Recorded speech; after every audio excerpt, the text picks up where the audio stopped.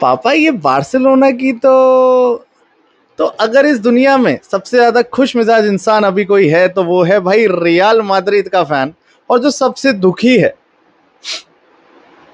देखो तुम पीएसजी की सो कॉल्ड बी टीम से हार गए। मैंने कहा चलो कोई नहीं, हो सकता है बैड डे था, प्लेयर थके हुए थे, ज्यादा ट्रैवल करना पड़ गया होगा, रात को सोने नहीं दिया होगा फैंस ने, मतलब सारे बहाने सोच लिए थे। लेकिन समय कैसे बदल जाता है ना। तुम 2-3 दिन पहले हमें चिढ़ा रहे हो कि अबे एथलेटिको मैड्रिड से हार गए, डर्बी हार गए, अल्वारेज ने मार ली, 5-2 हार गए।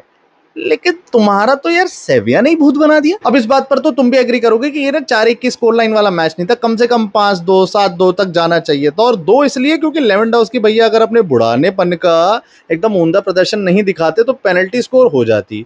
और सेविया ने जितने बनाए चांसेस छोड़े हैं उस हिसाब से 4-1 कम है। मतलब तुम सोच सकते हो मैनचेस्टर यूनाइटेड के वो 8-9 साल पहले बिछड़े हुए टीममेट्स ने एक दूसरे के सामने आके स्कोर कर दिया, लेकिन वही लेवेंडोव्स्की, पेड्री वगैरह भाई मतलब क्या कर रहे हो। So hello guys, welcome back to my YouTube channel. कैसे हैं आप लोग? जो भी मेरे चैनल पर न्यू आए हैं उनको मैं बता दूं, माय नेम इज हंस गुप्ता और मैं बनाता हूं फुटबॉल से रिलेटेड सब कुछ on both of my Instagram channels and YouTube. तो नीचे सब्सक्राइब का बटन दिया हुआ है, उसको जल्दी से जाके ठोक दो। एक साइड में बेल का घंटे का आइकन बना होगा, उसको जरूर से दबा देना, जिससे मेरी आगे आने वाली वीडियोस, उनकी नोटिफिकेशंस, वॉच अलोंग्स, प्रीव्यूज, रिव्यूज सब जो हो रहे हैं उनकी नोटिफिकेशंस आप पे आती रहेंगी। ऐसे ही फुटबॉल का प्यार बांटते रहेंगे।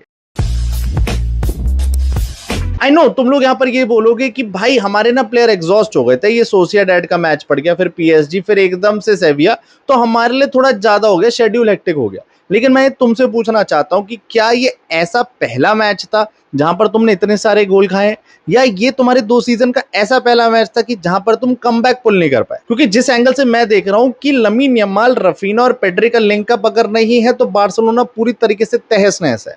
क्योंकि कल के मैच में अराउजो और कुंदे ने तो गिव अप कर दिया था। लेवेंडोव्स्की भैया ने बोल दिया मैं नहीं मार रहा, मेरे को सऊदी का टिकट कल का करा दो। फेरन टोरेस नहीं चल रहा, पेड्री उल्टी फेंकने को मार रखा है, डेनी ओल्मो, फ्रैंकी डियोंग का तो मैं क्या ही बोलूं। और भाई मतलब फिर टीम बची ही क्या। और सेविया सेविया जैसी टीम ने पेल दिया, इतना बुरा। मतलब जानता हूं सेविया की डोमिनेंस 2-3 साल पहले तक और पिछले 10 साल तक यूरोपा में रही थी, लेगेसी रही है, यूरोपा जीता है, फाइनल्स पहुंची है, सब कुछ है। बट पिछले 2 साल में तो तुम भी जानते हो उनका डाउनफॉल क्या है।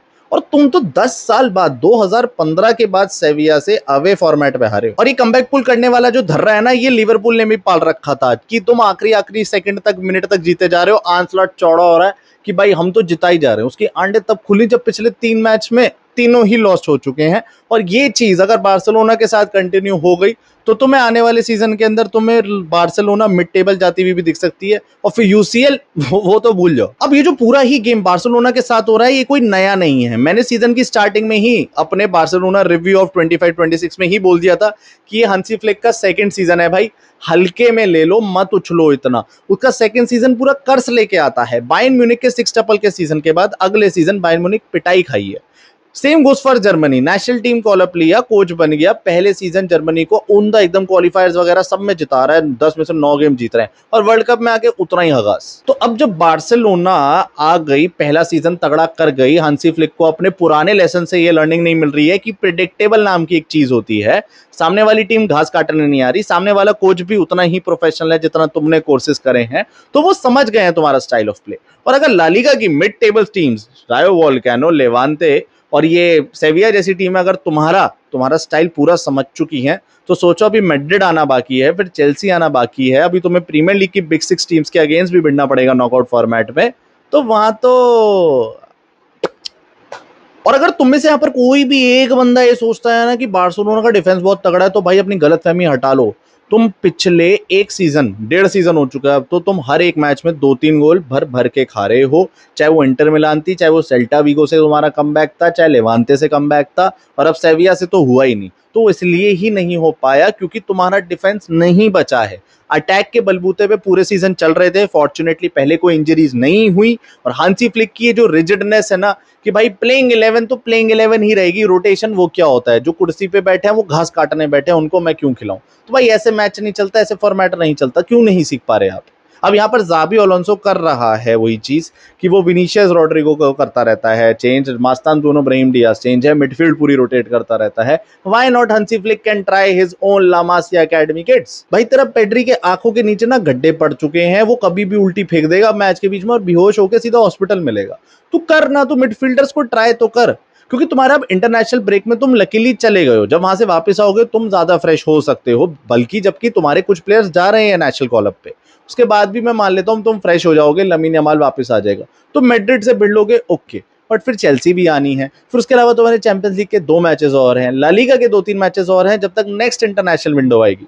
तो वहां पर अगर हंसी फ्लिक थोड़ा एक्सपेरिमेंट ट्राई करे, ये ड्रो फर्नांडिस रूनी को तुमने क्यों खरीदा, इन सबको लाओ, स्टार्ट करो भाई। मतलब रूनी लामासिया के एग्री तो ये क्यों, तुम अकेडमी क्यों चला रहे हो जब तुम्हें यूज ही नहीं करना, तुम्हें यमाल रफीना को ही हर जगह घुसेड़ना है। अब आज जब फेरन टोरेस डिस्कंफर्ट में आया तो लेवेंडोव्स्की यूज हो पा रहा है, जब यहाँ पर रफीना इंजर्ड हुआ है तो रैशफोर्ड यूज हो रहा है, जब लमीन यमाल का डिस्कंफर्ट हो चुका है तो रूनी को लाया जा रहा है। क्यों? पहले ही रोटेशन करके सारे प्लेयर्स को नॉन इंपॉर्टेंट मैचेस में रेस्ट दे दो और बन जाएगी टीम, बट नहीं, हम तो नहीं सीखेंगे। अब चलो ये तो वो सारी बेइज्जती की बातें हो गई, सारे कॉन्स डिस्कस हो गए कि बार्सिलोना कहाँ खराब कर रही है।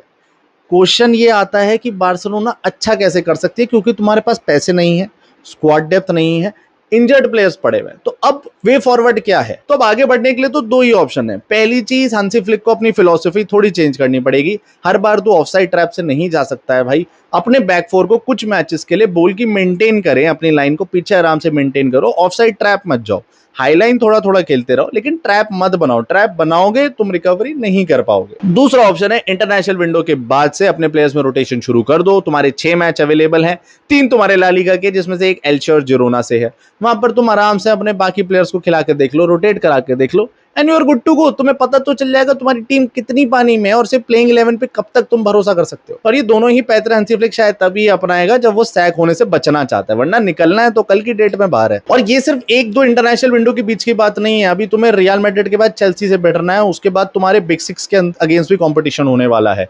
अगर हंसी फ्लिक अभी नहीं समझा और लेवेंडोव्स्की को जितना जल्दी हो सके सऊदी की टिकट नहीं कराई ना, बार्सिलोना फैंस रोर देंगे भाई। अभी उन्होंने वापस रोना शुरू धीरे धीरे हो चुका है, शायद वो अभी रेफरी पे ब्लेम डालना शुरू कर दें, बोल दे मैड्रिड तो पेनल्टी पर ही जीती है वगैरह, या सो कुछ भी बोलते रहो, अभी तुम्हारी टीम सेकंड पर गई है। मैं ऐसा ये नहीं कह रहा हूं कि as a Real Madrid fan हम तो टॉप हो गए, हम तो जीत गए, हम तो चैंपियन है, नहीं, Barcelona deserves the same, equal, एकदम प्रॉपर, तुम्हारे पास पोटेंशियल है जीतने की। लेकिन बात यह है कब तक तुम ऐसे ही खेलते रहोगे, प्रेडिक्टेबल रहोगे, सामने वाले तुम्हें पकड़ेंगे और मारेंगे अलग। क्यों तुम्हें हर मैच में 4-4 3-3 गोल खा के कमबैक करना है? क्यों तुम अपने गोल कंसीड लेवल को कम करो?